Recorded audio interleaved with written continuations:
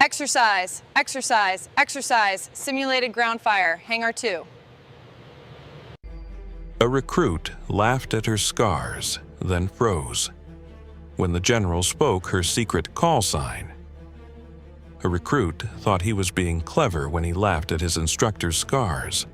But moments later, during a base emergency, a general would step forward and speak a call sign no one had ever heard before. And when she turned to face him, the truth would hit harder than any drill they'd ever run. This is the story of the day a joke turned to silence, and a secret call sign changed everything. They noticed the scars before they noticed her rank. Under the hangar's skylights, a new instructor walked the yellow safety line, clipboard in hand. Sunlight caught the silver lines climbing her forearm before vanishing under her sleeve. Whispers rolled through the formation. Then one recruit let out a short laugh. "Nice stitching, ma'am," he said, quiet enough to avoid trouble, loud enough to sting. She didn't flinch. "Eyes front, recruit. You'll learn faster that way." From the far end of the hangar, an engine coughed to life. No one noticed her knuckles tightening on the clipboard, just long enough for old muscle memory to surface.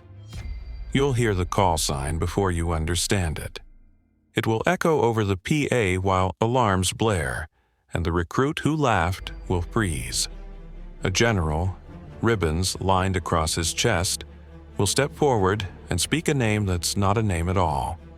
And when she turns toward him, you'll realize you never knew who you were looking at.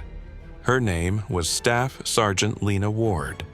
She'd asked for this assignment. The training base, the fresh recruits, the ordinary routine. Obstacle courses, hangar safety drills, radio checks, quiet. She wanted her scars to be an afterthought, but quiet doesn't last around recruits testing boundaries. Dylan Kane was sharp enough to pass, careless enough to cut himself on his own edge.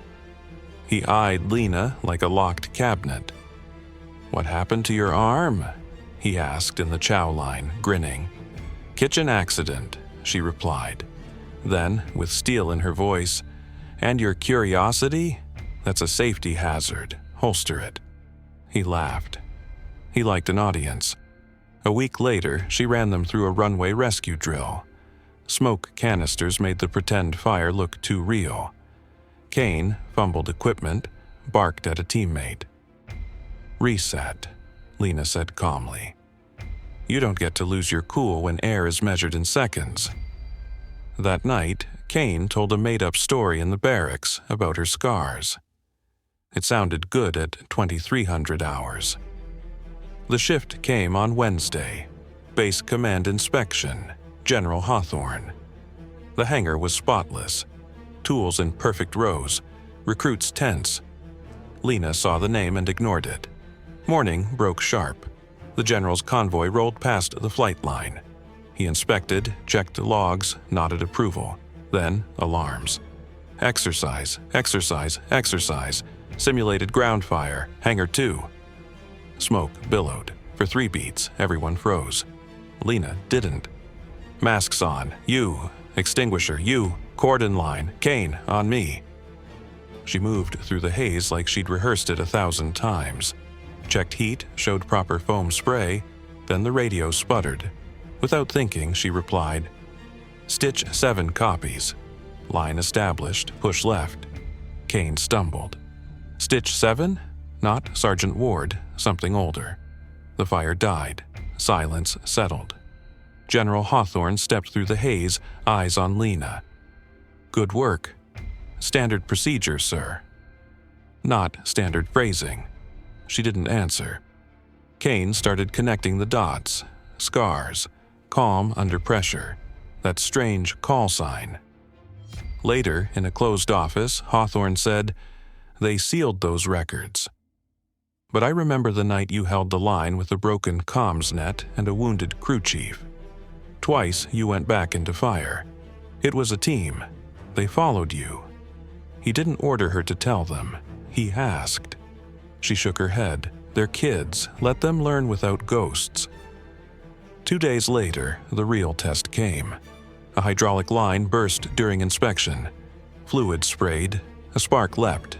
The drill became real. Coin froze. Hawthorne's voice cut through the heat. "Stitch 7. Lena looked up. This time she didn't hide from it. "On me," she told Kane. She broke the chaos into steps. Kill ignition, isolate leak, sweep fluid. In under a minute, the danger was gone. Kane stood, heart pounding. "Sir, what's Stitch 7? Hawthorne looked to Lena. She gave a slight nod. "It's the call sign of a medic who refused to leave a burning airframe because one person was still inside. Classified unit. Classified night." Enough said. Kane looked at her scars differently now, like they were coordinates, not wounds. He began. "You're going to hydrate," she said gently. "Then run the drill again. That's how you apologize here." A week later, outside the hangar, Kane said, "Ma'am, I've been practicing for when things get loud." "That's the job," Lena said. "Try, then try again." When he left, she rolled her sleeve down. The scars stayed, no longer the first thing people saw. The hangar doors opened. Light poured in. A jet roared to life. "All right," she called. "Masks, tools. Again." No one laughed. Everyone learned. And somewhere beneath the tower's routine chatter, a quiet call sign still carried. Less a secret, more a standard. A week later, outside the hangar, Kane said, "Ma'am, I've been practicing for when things get loud." "That's the job," Lena said. "Try, then try again." When he left, she rolled her sleeve down. The scars stayed, no longer the first thing people saw. The hangar doors opened. Light poured in. A jet roared to life. "All right," she called. "Masks, tools. Again." No one laughed. Everyone learned. And somewhere beneath the tower's routine chatter, a quiet call sign still carried. Less a secret, more a standard. If this story touched you, hit that like button and drop a karma in the comments below.